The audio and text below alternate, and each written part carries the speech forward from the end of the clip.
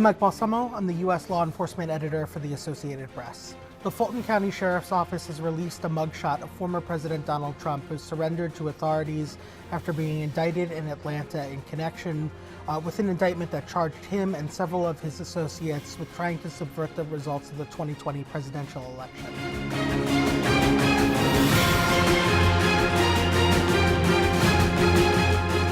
This is a historic moment in American history. It's the first time that a booking photo has been released of a former president, and Donald Trump is the first former president to be criminally charged.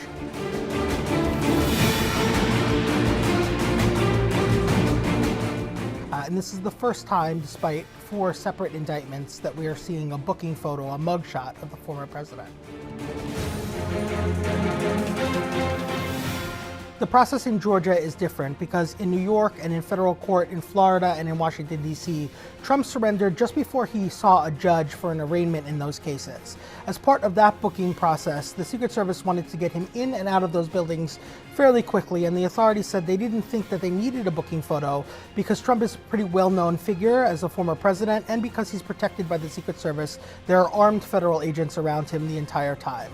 In Georgia, though, the booking process is a little bit different. Defendants have to appear at the Fulton County Jail in order to be processed, and then he'll appear before a judge at a later date.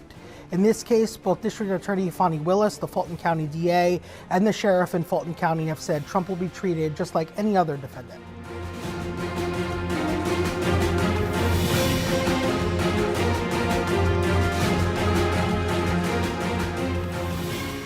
For America, this should never happen. If you challenge an election, you should be able to challenge an election. I thought the election was a rigged election, a stolen election, and I should have every right to do that. As you know, you have many people that you've been watching over the years do the same thing, whether it's Hillary Clinton or Stacey Abrams or many others.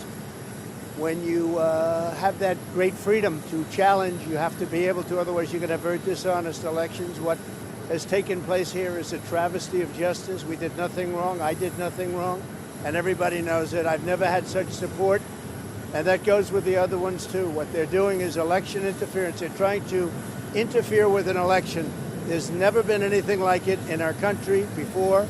This is their way of campaigning. So I want to thank you for being here. We did nothing wrong at all, and we have every right, every single right, to challenge an election that we think is dishonest, that we think is very dishonest.